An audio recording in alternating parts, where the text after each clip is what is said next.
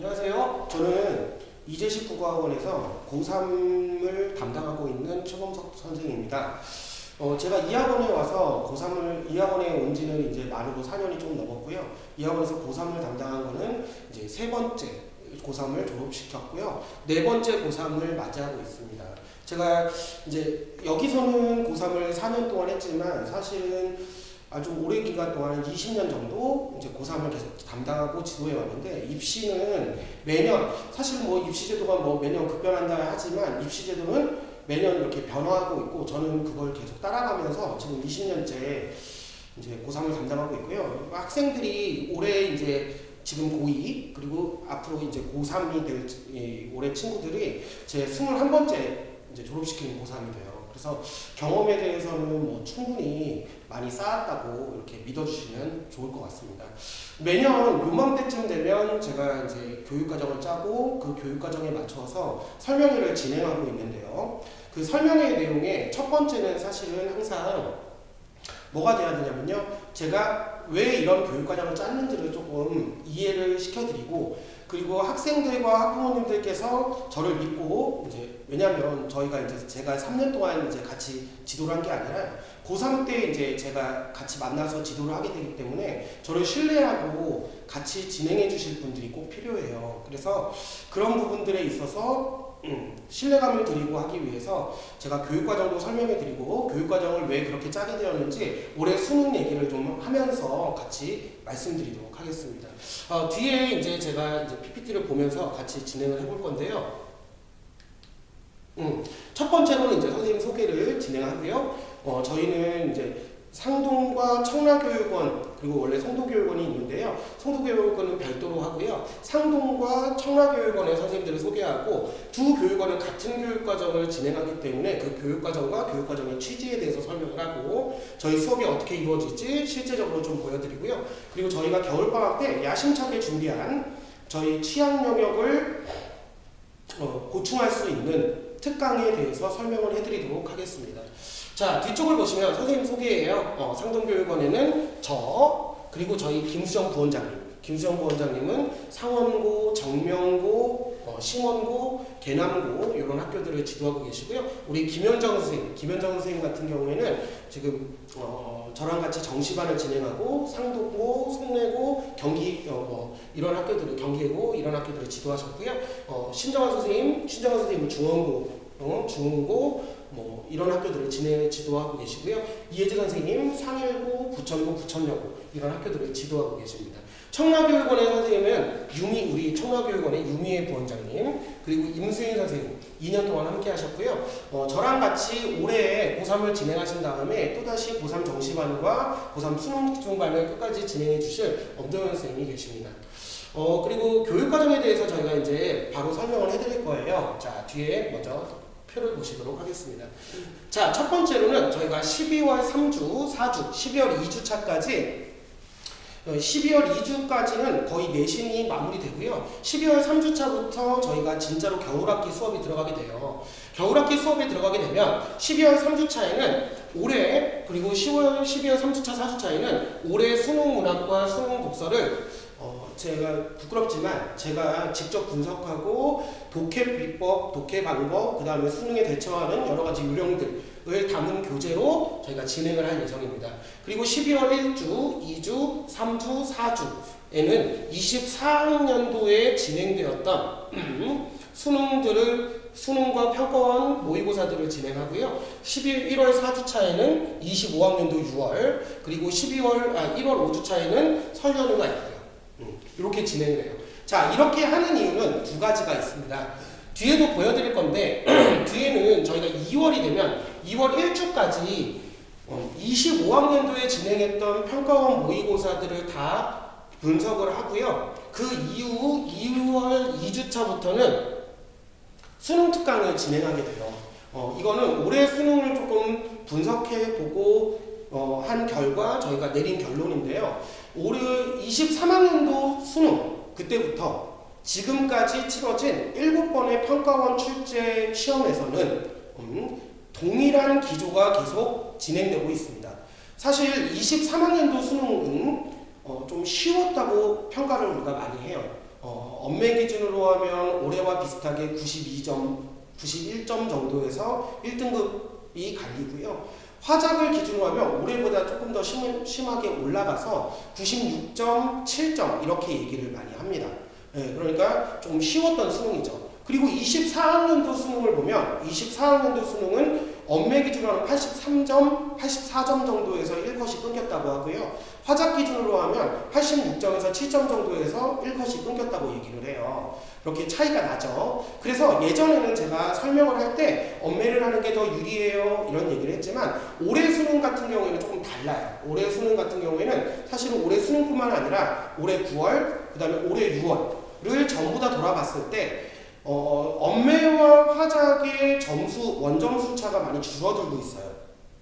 뭐 이거는 여러 가지 이유가 있겠지만 화작 문항을 조금 어렵게 까다롭게 내는 것들도 있고 엄매를 조금 더 기본에 충실한 문항으로 내어서 아이들이 엄매 점수를 좀 더 많이 받아서 그런 걸 수도 있습니다. 하지만 엄매와 화작의 원점수에서 1컷이 줄어든다는 것은 물론 올해 수능은 조금 더 결과를 지켜봐야겠지만 점수차가 줄어들었다는 점은 엄매를 꼭 선택할 필수는 아니다. 엄매가 100% 필수는 아니다. 작년까지는 제가 엄매가 100% 필수로 해야 될 것 같다. 그래서 엄매를 내신으로 한 친구들은 그냥 엄매를 해라. 이런 얘기를 많이 했는데요. 올해를 기준으로 봤을 때는 그럴 필요는 없을 것 같습니다. 자, 그리고 저희가 이런 식으로 교육과정을 짰어요. 앞에 보이시죠? 1월달, 12월과 1월까지는 주로 평가원 기출 최근 2개년을 돌리고요. 2월부터는 수능 특강을 주로 사용하게 될 거예요. 이렇게 짠 이유는 아까도 말씀드렸지만 등급컷은 23학년도부터 25학년도까지 조금 차이가 있지만 등락이 있어요. 하지만 출제 기조는 거의 명확해요. 23학년도 수능이 그렇게 쉬웠던 이유는 사실은 문학에서 변별력을 주고 독서에서는 변별력을 낮추려고 했던 시도가 지문에서 드러나거든요. 그거는 제가 올해 23학년도 수능을 아이들하고 같이 이제 수능 집중반 아이들하고 같이 수업을 하면서도 느꼈던 거예요. 그래서 아이들한테도 그렇게 설명을 했고요. 그래서 독서 같은 경우에서 아주 어렵다고 하는 거는 크게 보면 두 가지가 있을 것 같아요. 보통 독서 지문의 난이도가 높다고 하는 것은 첫 번째, 독서 지문이 다루는 제재 자체가 굉장히 어려운 경우가 있습니다. 2019학년도 수능이 그랬어요. 그때는 천체 물리를 다뤘는데 중력이 작동하는데 질량점과 질량점이 어떤 식으로 작동을 하는지를 물어보는 그런 지문이 하나 있었고요. 그 다음에 또 그동안 이제 역대급으로 어려웠다고 하는 독서 지문에는 뭐가 있냐면 22학년도 수능에 브레튼 우주 체제 그리고 해겔의 변증법 지문이 있는데요. 이 두 지문, 세 지문의 공통점이 뭐냐? 전부 다 지문 제재의 난이도가 높습니다. 그래서 지문 제재의 난이도가 높은 쪽으로 출제가 되면 학생들이 굉장히 어려움을 많이 겪어요. 그리고 다들 아시겠지만 작년 6월, 7월, 6월 모의고사를 보고 나서 작년에 그러니까 24학년도 6월이 아니고요. 23학년도 6월에 그 모의고사를 보고 나서 윤 대통령께서 발표하신 내용이 있었죠. 킬러 문항을 배제하겠다. 그 이후로는 22학년도 수능 같은 문제가 나오지 않았어요. 사실은 그 이전부터 나오지 않았습니다. 23학년도 수능부터는 나오지 않았거든요. 22년 11월에 치러진 수능부터는 그런 식의 독서 제재가 나오지 않았어요. 그럼 독서 가지고 변별력을 잡을 수 없었던 거죠. 그런데 문학 가지고 변별력을 잡아보려고 했던 시도는 23학년도에는 실패했습니다. 그런데 24학년도에는 성공했어요. 그래서 우리가 무엇을 기억하면 되냐? 지금까지 어려운 독서에서 우리가 고려해야 됐던 아주 어려운 경제지문, 아주 어려운 물리지문은 더 이상 출제되지 않겠구나. 그러면 우리는 독서는 제재가 어렵지 않으니까 충실히 독서 지문 분석 훈련을 해나가고 거기에 문학에서 난이도가 높을 거니까 문학의 공부를 더 해보자 해서 저희가 그런 식으로 교육을 진행하려고 하고요. 그런 식으로 교육을 해나가려고 합니다. 그리고 제가 제 교재에도 적어놨지만 사실 문학에서도 좀 변화가 있어요. 어떤 변화가 있냐면요. 그 전까지는 보기로 나오는 그러니까 3점짜리 문학에서 3점짜리 문항들이 있거든요. 그 문항의 외적 증거, 다시 말하면 사회적 배경이 어땠다 또는 작가의 삶이 어땠다 하는 외적 증거를 주고 작품을 해석하게 하는 문항이 지금까지 주류를 이뤘다면요. 지금 현재 나오고 있는 문학의 그 3점짜리 문항들은요, 보기에서 내재적 감상의 포인트를 줘요. 이 시의 표현법은 이게 중심이야. 이 시의 시적 화자는 이런 사람이 이런 상황을 다루고 있어. 이런 식으로 내재적 감상의 포인트를 주고 있거든요. 그래서 저희는 주로 평가원 지문들을 독해해 나갈 때는 지문 분석의 원리, 내재적 감상을 중점적으로 가고요.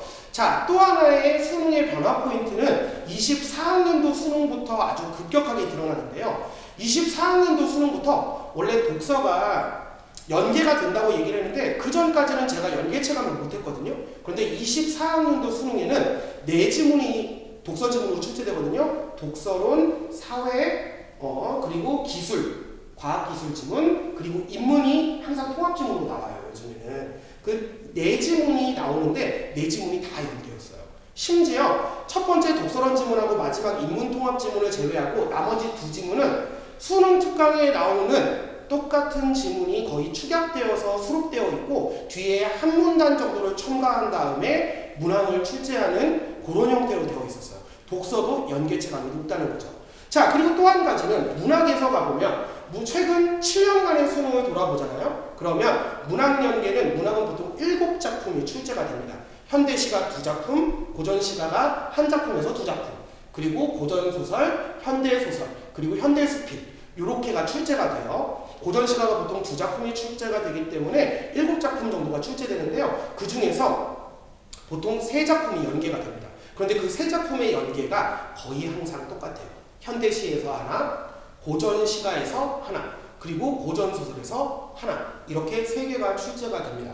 그때 연계교재를 그래서 공부할 때 어디에 중점을 둬야 되냐, 내가 만약에 지금 이 영상을 지금 당장 보고 이렇게 시작하는 친구들도 있겠지만 차후에 보고 연계교재가 나온 다음에 보고 이걸 시작하는 친구들도 있을 수 있잖아요. 그런 친구들 같은 경우에도 늦지 않았으니까 어디를 시작하시면 되냐? 그 중에서도 이 3개 중에서 현대시 제재 같은 경우에는 익혀놓으면 되게 좋지만 실제로 저희가 연계교재에서 볼 수 있는 현대시가 거의 40작품이 넘어요. 그런데 고전시가는 20작품이 좀 안 되거든요. 그 중에서 하나가 출제돼요. 그런데 거기다가 최근 3개년을 돌아보잖아요. 그러면 연계교재에 출제됐던 부분이 거의 비슷하게 겹쳐서 출제가 됩니다. 그러니까 연계율이 굉장히 높아요. 그리고 고전소설 같은 경우에도 고전소설이 예전에는 그런 얘기가 있었어요. 어차피 제목만 갖고 다른 부분이 나오니까 고전소설의 연결율은 떨어지는 거 아니야? 그런데 2022학년도에 나왔던 최초점부터 2023학년도에 나왔던 최초점부터 지금까지 3개년 동안 계속 수능 특강에 출제됐던 부분이 겹쳐서 출제가 되고 있습니다. 무슨 말씀인지 아시겠죠? 연계율이 굉장히 높아요. 그래서 저희가 2월 2주차부터 3월 2주차까지 5주간 문학 고전시가와 고전소설의 주요 작품들, 출제 가능성이 높은 주요 작품들과 과학기술 또는 사회지문, 인문통합지문에서 낯선 개념이라서 개념을 알아두면 연계 효율을 높일 수 있는 지문들을 수업시키려고 해요. 그러니까 겨울 학기의 수업 포인트는 2가지가 되겠죠. 첫 번째는 평가원, 최근 2개년의 평가원 지문들을 돌아보면서 지문 분석, 평가원의 출제 코드를 익히고, 두 번째, 연계율을 높이기 위해서 수능 특강의 수업을 듣게 될 겁니다.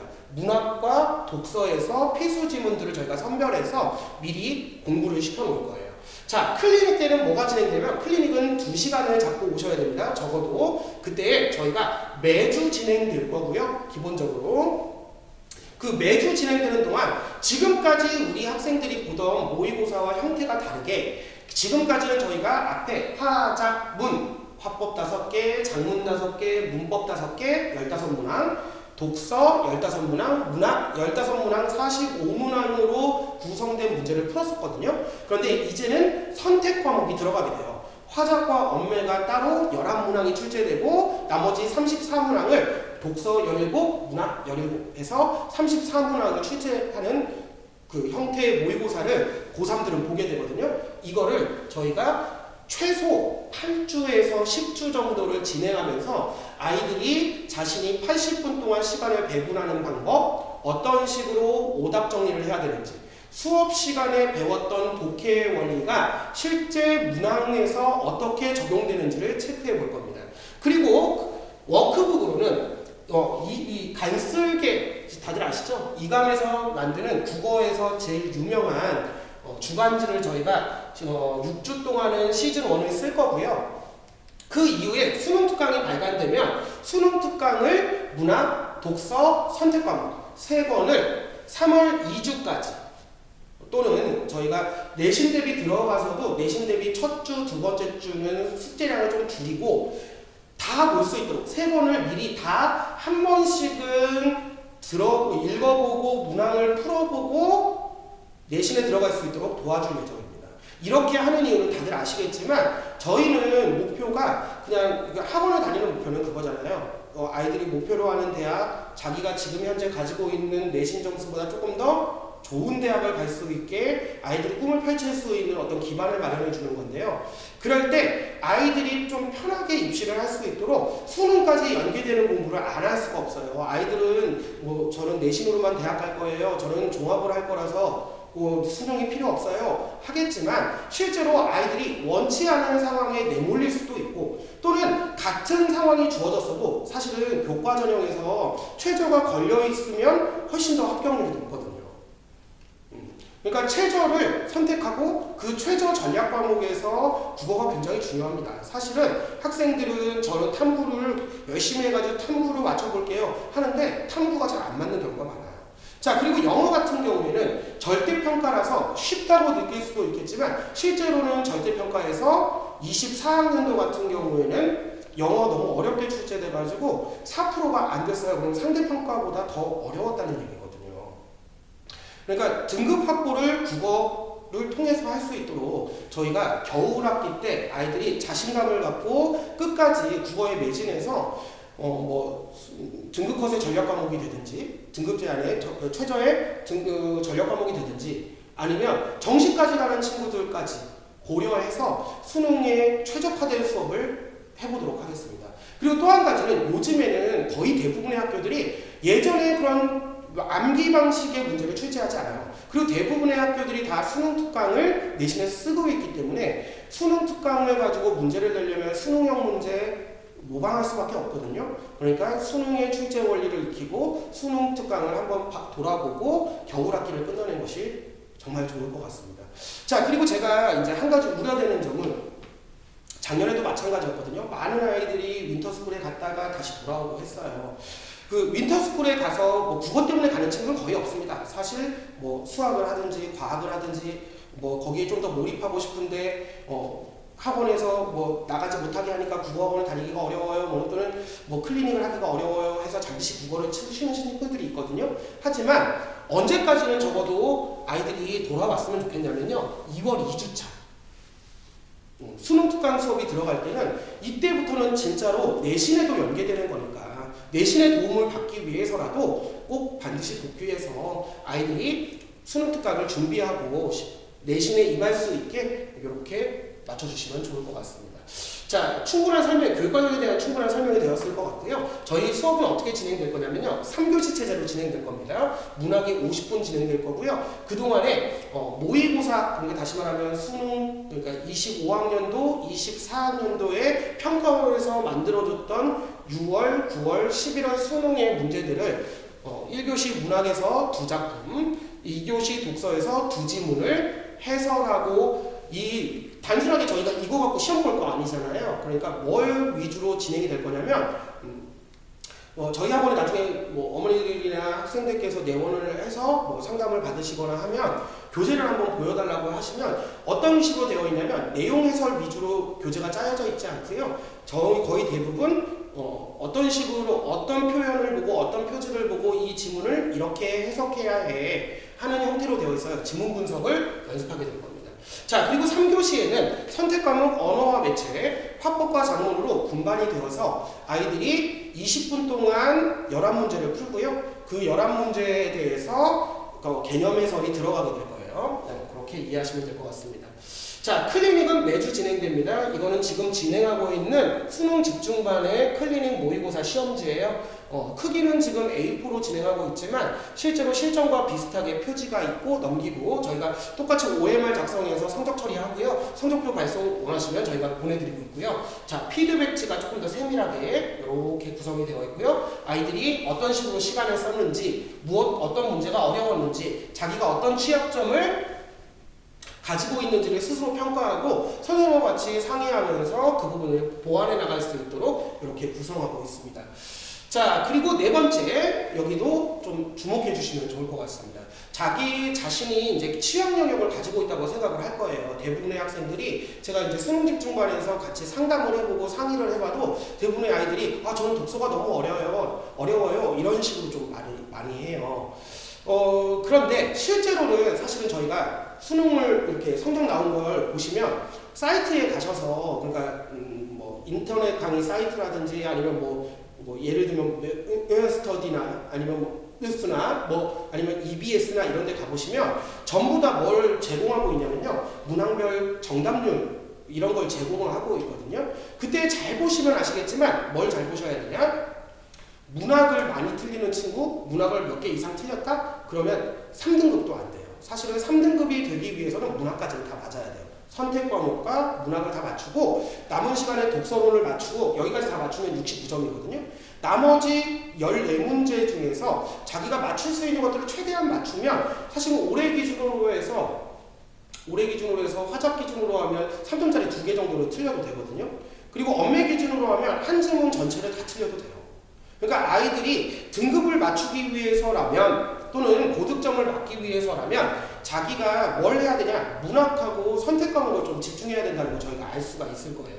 그래서 저희는 주로 선택 과목과 문학 위주로 특강을 쭉 준비를 했어요. 자, 문법은 2가지 특강이 준비되어 있는데 한 특강은 이제 신정환 선생님께서 문법을 전체적으로 좀 이렇게 심화된 문법의 문제풀이 강의를 해주실 거예요. 요 문법 강의는 본인이 내신으로 이미 문법을 한번 했어요.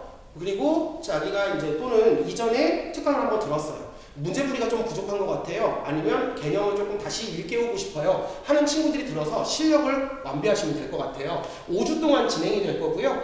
요거 비용이나 이런 것들은 학원으로 문의하시면 될 것 같습니다. 자, 추천할 내용 뒤에 나와 있으니까 확인해 주시고요. 자, 그리고 이 특강은 문법의 기초가 없는 친구들을 대상으로 합니다. 그래서 첫 번째로는 3학년 1학기 때 엄매 내신이 예정되어 있는 친구들, 예를 들면 뭐 중원고라든지 정명고라든지 이런 친구들 중에서 내신으로 문법 아직 그 특강으로 문법을 한 번도 못 끝내본 친구들은 이 특강을 들어주시는 게 좋아요. 무슨 말씀인지 아시겠죠? 두 특강을 병행할 수가 없어요. 같은 시간대에 진행이 되거든요. 그러니까 친구들이 이 두 특강 중에서 자기에게 맞는 특강을 좀 골라주시면 될 것 같아요.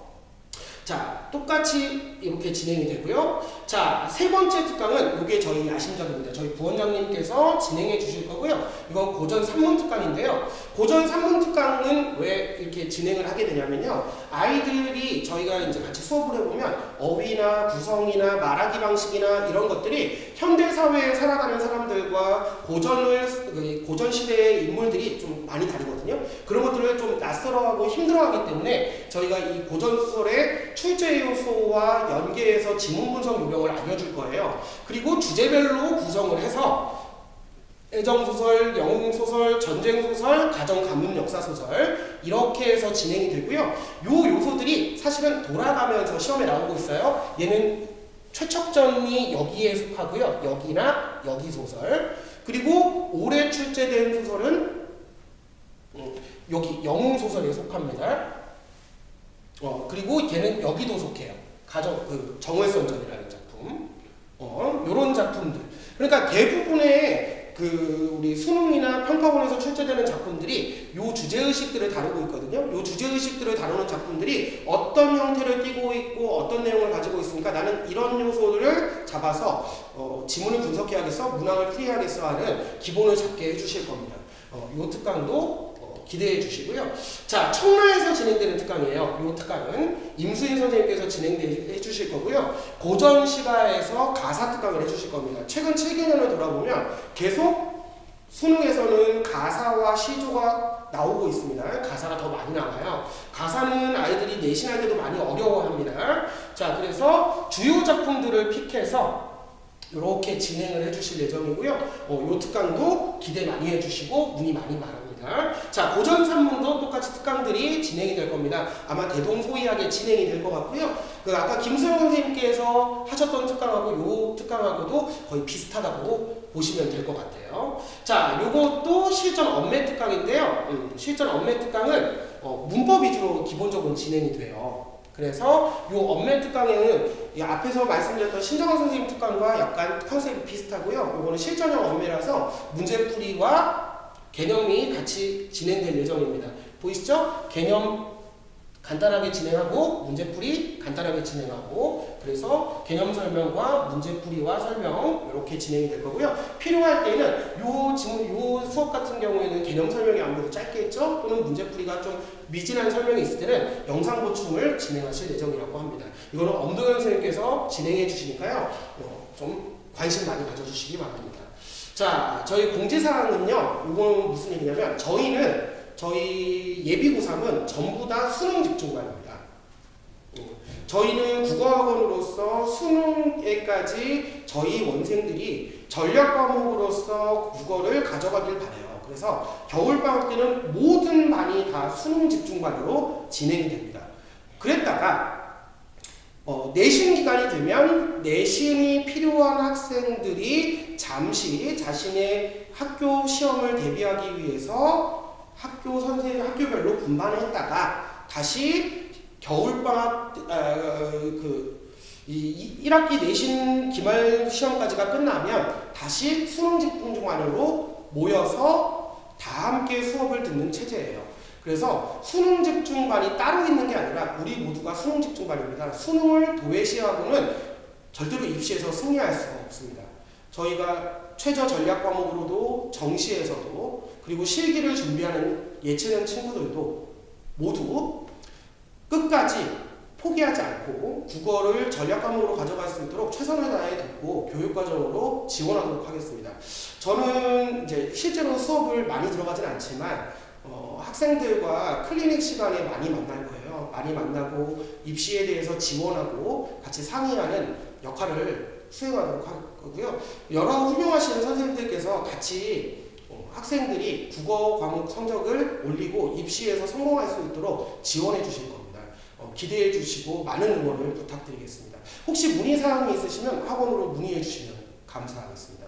자, 이상으로 겨울학기에 대한 고3 설명회를 마치도록 하겠습니다. 감사합니다.